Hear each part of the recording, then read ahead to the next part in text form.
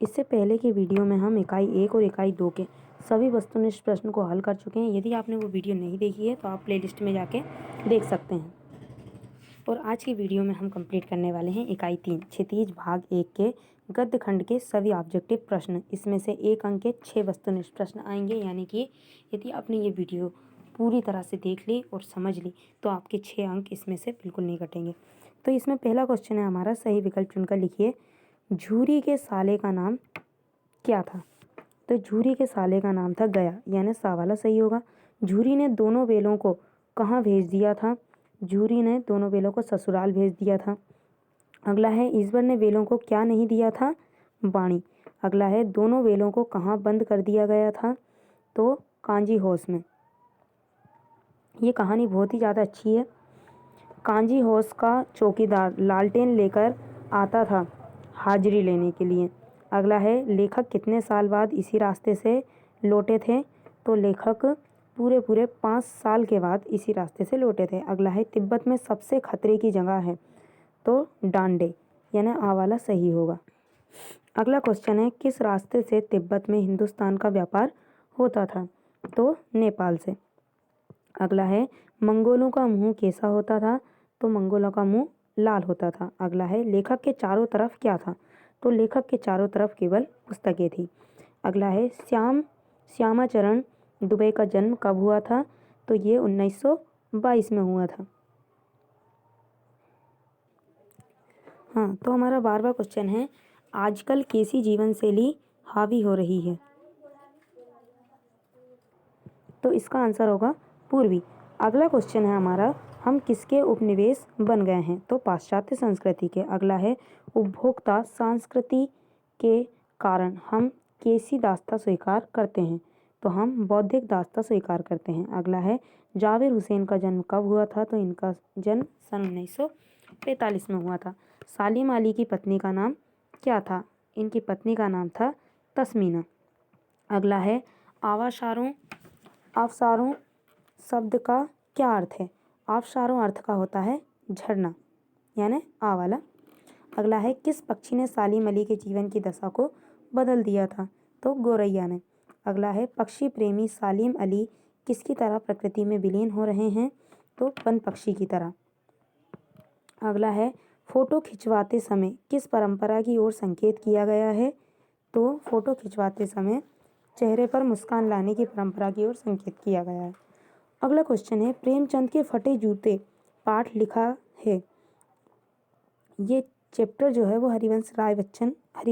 हरिशंकर परसाई द्वारा लिखा गया। अगला है, मेरे बचपन के दिन पाठ की रचना की थी महादेवी वर्मा ने। बचपन की स्मृतियों में एक विचित्र सा क्या होता है? आकर्षण होता है। महादेवी वर्मा को छात्रावास में कौन सी लड़की मिली थी? तो सुभद्रा कुमारी चौहान। महादेवी वर्मा पहले किस भाषा में कविता लिखती थी? ब्रज भाषा में।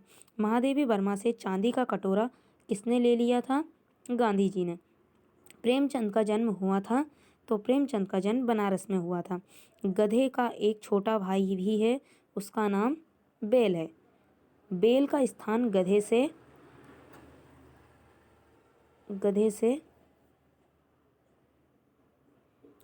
ऊंचा होता है। अगला है, लेखक के सामने खालिस्तान का फोटो है? तो प्रेमचंद का। वैसे इसका आंसर नीचा ऊंचा ना आकर इसका आंसर बुद्धिहीन आएगा। बैल का स्थान गधे से बुद्धिहीन है। अगला क्वेश्चन है, लेखक की दृष्टि खालिस्तान पर आकर अटक गई? तो फोटो पर। प्रेमचंद खालिस्तान साहित्यकार थे? तो प्रेमचंद यथार्थवादी साहित्यकार थे। अगला है, गद्य में व्याकरण का प्रयोग भी खालिस्तान से ग्रहण किया जा सकता है? तो ये आसानी से ग्रहण किया जा सकता है। अगला क्वेश्चन है, एकांकी में? तो एक अंक होता है। अगला है, सांस्कृतिक असीमिता से आशय हमारी संस्कृति की पहचान है। उपभोक्तावादी संस्कृति से समाज में वर्गों में के मध्य खालिस्तान बढ़ रही है दूरी। जूता सदैव ही टोपी से कीमती रहता है। फोटो में प्रेमचंद के साथ उनकी पत्नी बैठी हुई है। लेखिका महादेवी वर्मा के बाबा फारसी और उर्दू के भाषा के जानकार थे। महादेवी वर्मा के बाबा ने उन्हें खालिस्तान बनाना चाहते थे तो वो उन्हें विदुषी बनाना चाहते थे। अब है हमारा बुद्धिहीन प्राणी। तो बुद्धिहीन प्राणी होता है गधा। अगला है झूरी का साला गया। लेखक की नज़र अटक गई थी। लेखक की नज़र प्रेमचंद के फटे जूते पर अटक गई थी। राहुल सांस्कृत्य। अगला है लाशा की ओर, तो राहुल सांस्कृत्यन। फिर है प्रेमचंद सेवा सदन रंगभूमि। हरिशंकर परसाई हंसते हैं रोते हैं। फिर है संस्कृति तथा शिक्षा श्यामाचरण दुबे। महादेवी वर्मा नीरजा निहार रश्मि। अब है हमारे एक वाक्य में उत्तर। पराकाष्ठा शब्द का क्या अर्थ है? तो इसका अर्थ होता है अंतिम सीमा। मैंने आपको पहली वीडियो में भी बताया है कि यहाँ पर आपको सिर्फ शॉर्ट में आंसर बता दिए जा रहे हैं। आप जब पेपर में इनके आंसर लिखें तो आप पूरे वाक्य के रूप में लिखें, अन्यथा आपके अंक कट जाएंगे। अगला है बुरे समय के लिए पैसा बचाकर कौन रखता है? नागपुर विश्वविद्यालय। अगला है श्यामाचरण दुबे ने किस विश्वविद्यालय से पीएचडी की उपाधि प्राप्त की थी? तो इसमें आएगा नागपुर विश्वविद्यालय। बुरे समय के लिए पैसा बचाकर कौन रखता है? इसका आंसर अभी कंफर्म नहीं है। अगला क्वेश्चन है हमारा, यह समूह को मजबूत बनाता है। वाक्य में कौन सा विशेषण है? गुणवाचक विशेषण है। फिर है लेखक किसके चेहरे की ओर देखता है? तो लेखक प्रेमचंद के चेहरे की ओर देखता है। साहित्यिक पुरखे किसे कहा गया है? तो प्रेमचंद को कहा गया है। महादेवी वर्मा किस गायिका के रूप में प्रसिद्ध हुई? वेदना और पीड़ा की गायिका के रूप में। महादेवी वर्मा किस प्रदेश की विधान परिषद की सदस्य रही? उत्तर प्रदेश की। अगला है हिंदी का उपन्यास सम्राट। तो ये तो बहुत ही इजी क्वेश्चन है, मुंशी प्रेमचंद को। अगला है अमृत राय लिखित प्रेमचंद की जीवनी का नाम क्या है? कलम का सिपाही। अगला है संस्मरण किसे कहते हैं? स्मरण के आधार पर की गई रचना को संस्मरण कहते हैं। अगला है आलोचना में किसके गुण दोषों की परख की जाती है? तो आलोचना में लेखक की रचना के गुण दोषों की परख की जाती है। किसी विशेष स्थल की यात्रा का सजीव वर्णन किस विधा में आता है? तो यात्रा वृत्तांत में। अगला है हिंदी गद्य साहित्य का इतिहास कब से प्रारंभ हुआ?